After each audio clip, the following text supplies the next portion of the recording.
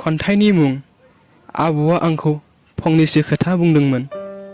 गोलोम बोथोरनि भादोर दाननि जोबथि अक्ट'नि मोनाबिलि बै समाव सिथ्ला गेजेराव आबौआ गावनि आखाइजों हेबनाय औवानि धाराखौ गांला बनानै आरो आबैया गावनि आखाइजों हेबनाय औवानि गिसिबखौ लानानै आबौ आरो आबै सानैबो आंखौ सिथ्ला गेजेरनि धारायाव फज'नानै आबैया केर केर गिसिब सिबनायजों आबौआ आंखौ बिलिरै बिलिरै बुंदोंमोन, नै फिसौ, गोदोनि समाव नोंसोर बायदि बैसोब्ला जोंखौबो जोंनि आबौ आबैमोना बिदियै सिथ्लायाव स्राय फज'नानै अननायजों गोबां मोजां मोजां खोथा खोन्थायोमोनलै फिसौ।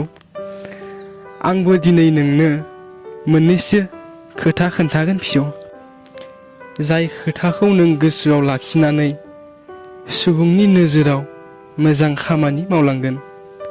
खोनासं फिसौ, दानि जुगाव सुबुंफोरा नोंबा नों आंबा आं गावबा गावखौल' सानसै। गोदोनि दिन बायदि नंलिया, गावजों गाव हेफाजाब होलिया। गोनाङा गोनांसै, गैयिया गैयिखासै। दानि जुगाव गोदोनि बायदि गोनां गैयि सैथो फोथायलायनाय गैलिया।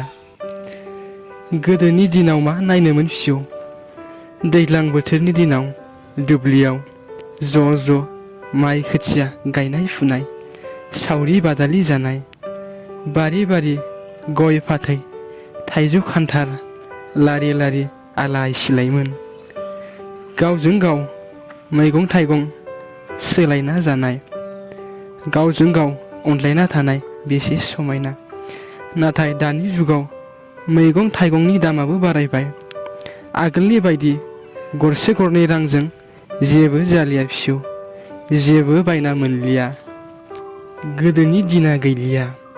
बेनिखायनो दानि गोदान जुगजों खारफानो सोलोंदो। सैथो आगानजों सोलि फिसौ, नंखाय आगानजों माब्लाबाबो दा सोलि। खोथायाव दं, सैथोआ जेब्लायबो जै जायो। सैथोजों जुजियोब्ला सैथोनि देरहानाया गावनि आखायावनो दं फिसौ। इसोरखौबो फोथायनाय लाखि, खैफोदनि समाव नोंखौ हेफाजाब होगोन।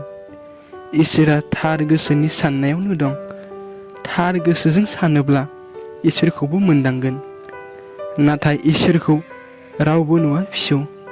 इसोरा मोगथाङाव माब्लाबाबो सुबुंजों नुजाया। नोंनि गोथार गोसोनि साननायफ्रा मोगथां मुलुगाव जाफुंथों फिसौ।